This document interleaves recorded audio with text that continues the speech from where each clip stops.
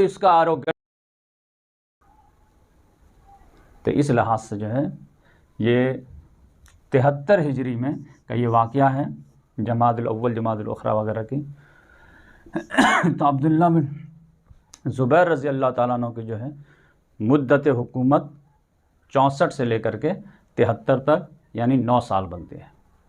تو یہ جو ہے یہاں پر چیپٹر ہوا.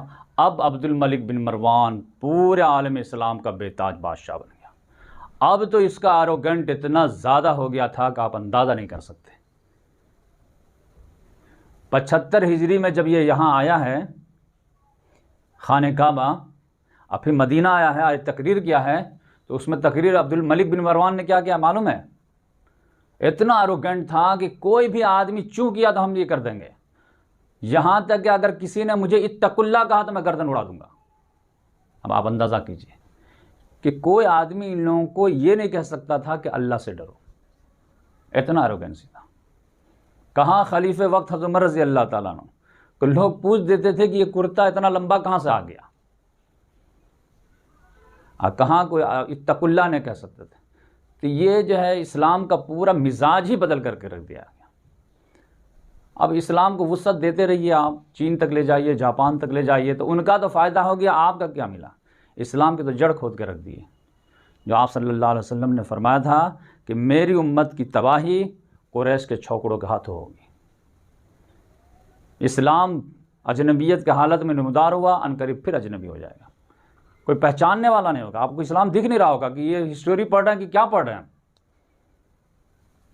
تو جو فیکٹ تھا آپ صلی اللہ علیہ وسلم کو اللہ تعالیٰ نے پہلے اشارہ کر دیے تھے کہ یہی رہ گزر ہے، اسی رہ گزر پہ چل کے آنا ہے. تو آؤ، ہم دنیا انجوائے کے لیے نہیں بنائے، آزمائش کے لیے بنائے. تو تمہارے ایمان کے امتحان کے لیے بڑے بڑے ہم ظالم کھڑا کریں گے، اور بڑے بڑے گھرانوں سے کھڑا کریں گے تاکہ تم کنفیوز بھی ہو جاؤ. لیکن تمہارے سامنے حق کی بات رہے گی کہ دنیا کا کوئی بھی آدمی آ جائے، غلط ہے تو غلط ہے، صحیح ہے تو صحیح ہے.